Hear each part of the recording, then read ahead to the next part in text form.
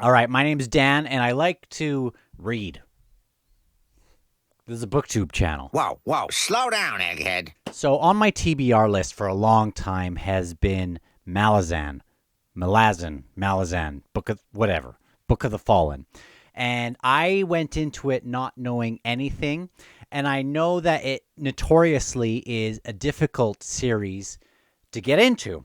So I decided to do it anyway. Well, Lottie frickin' da! It wasn't really on my list for this year, but I decided, I was off for a little while for work and thought, what the heck, I'm just going to go right in.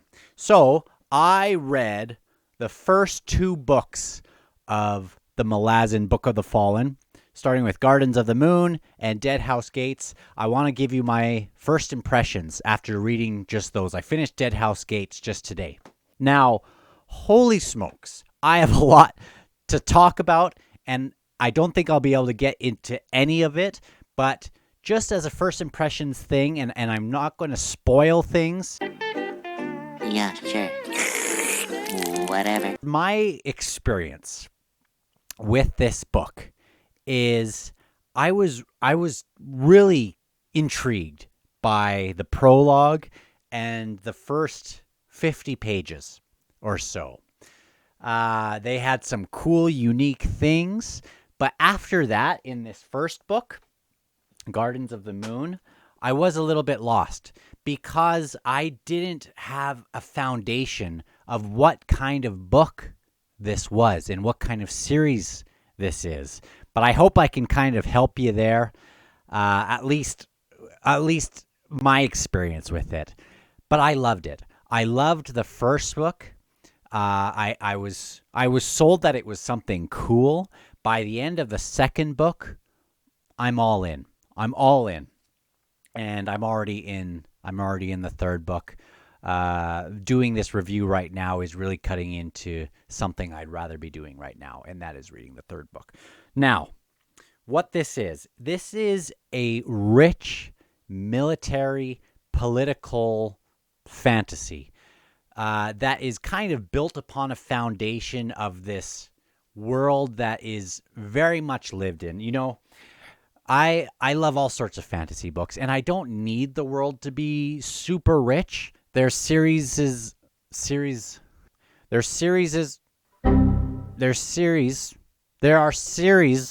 stories like The Faithful and the Fallen.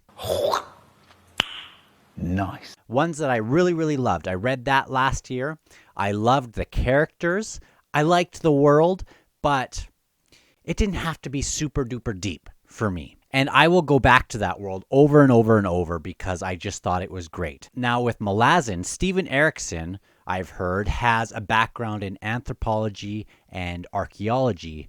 And like archaeology, I am quite certain that by the end of the first book, I was quite certain that what I was really kind of signing up on was a second read of Malazan. I don't know if I'll go through all 10 of the books on a first read and then go back, but I'm really already tempted.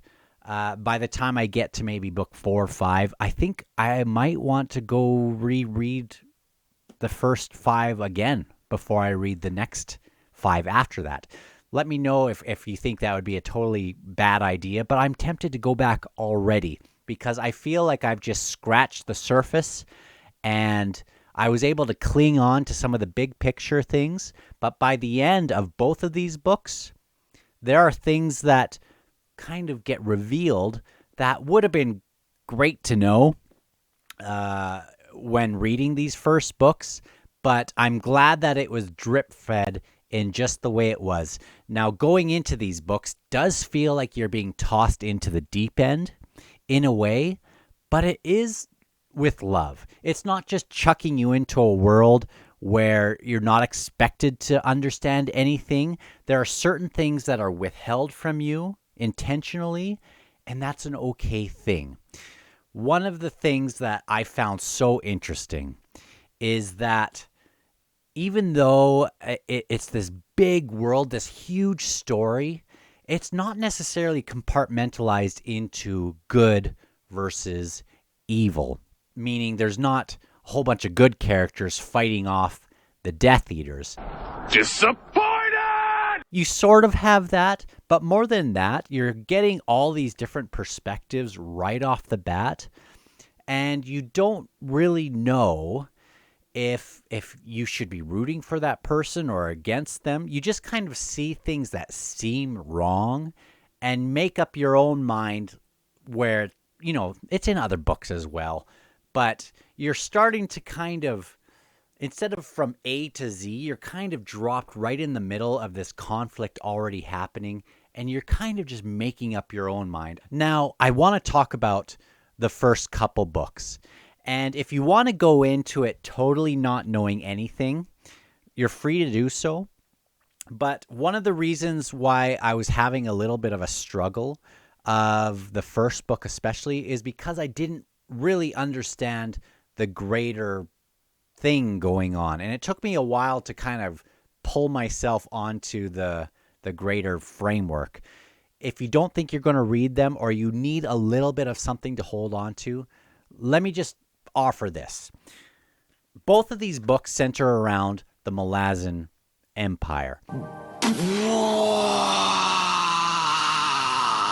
And the prologue of the first book, so this isn't really a spoiler, but the prologue of the first book has this changing of the guard.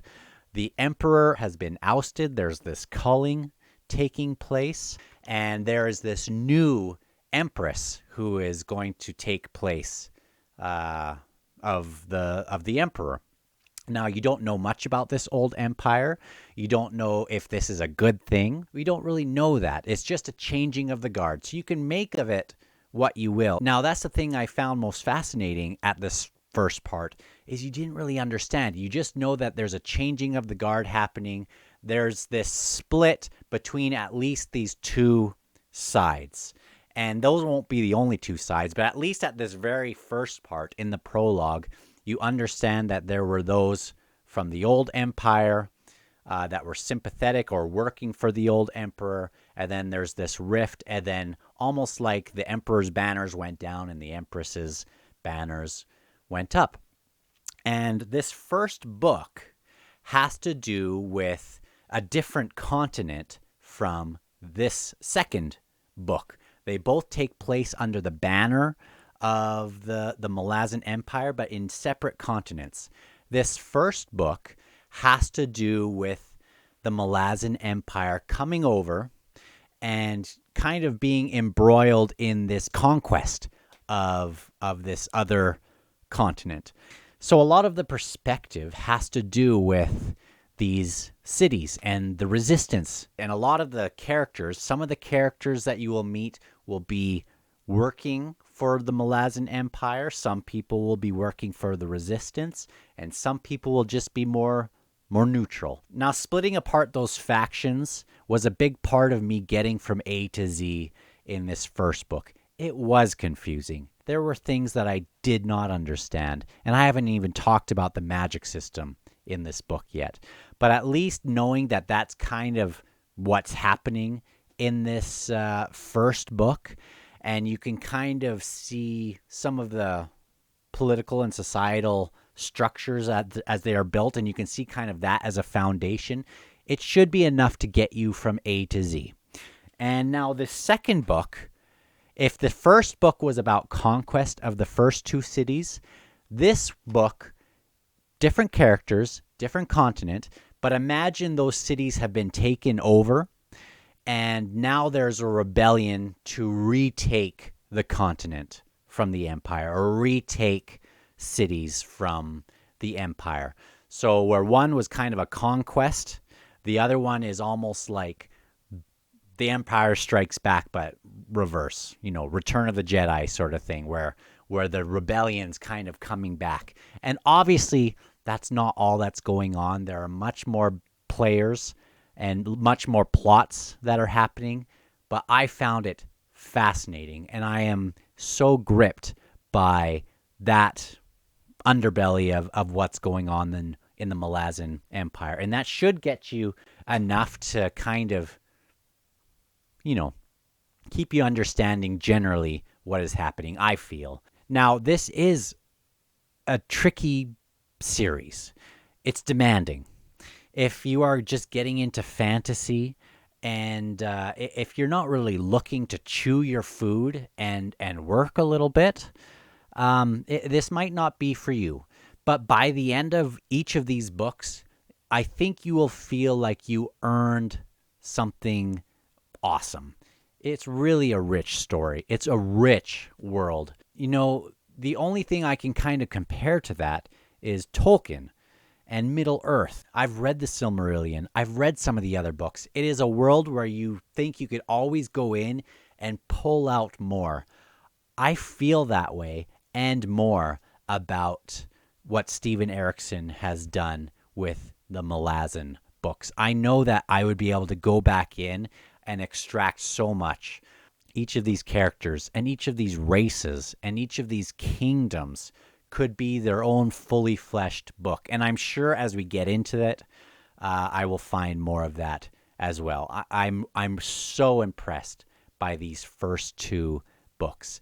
Now, another thing to kind of keep you grounded, and I don't understand it fully either, but regarding the magic system, that is one of the things that was hardest for me to kind of wrap my head around, and I'm not even sure I'm there yet, because it is one of the things that is a part of the mystery that's being unfurled. But in my mind, think of the Warrens and the sorcery as these different kind of pockets or different realms of the world. Almost like a lot of the time in these books, it's almost like a curtain being opened into this other world. And in my mind, I think of like a fire kind of realm, or a realm over death, or a realm over shadow, a realm over light.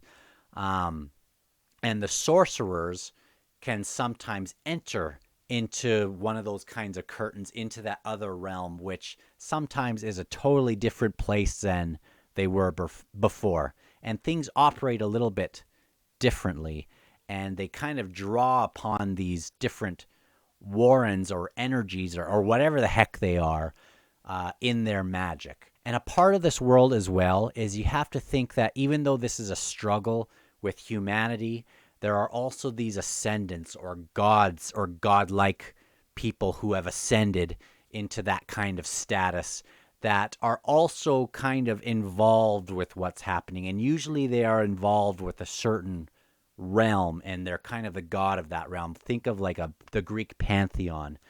And so there's a lot going on. You just got to read it. But it's amazing. These gods can kind of influence based on their realm. They have high priests and acolytes to them, and it's really interesting. Now, the realms of the mortal, I guess you could say, or the earthly, are very interconnected with these other realms and these other rifts that go on. There's possession and all sorts of weird stuff. There's intrigue. There's assassins. There are all these different guilds. It's really amazing. If that seems interesting to you and you are okay with chewing your food a little bit and digging into this new world as I am, give it a try. And if any of these things that I've said are totally way off, a little bit of forgiveness here. I'm brand new, but I'm all in for this ride. Honestly, I've put down everything. I have other things that I work on. I have a family, so I've had to, balance a lot of things, but I am so in for this ride. If you would like me to do some videos of more in-depth things as I go into the next books, I'm just starting the Memories of Ice.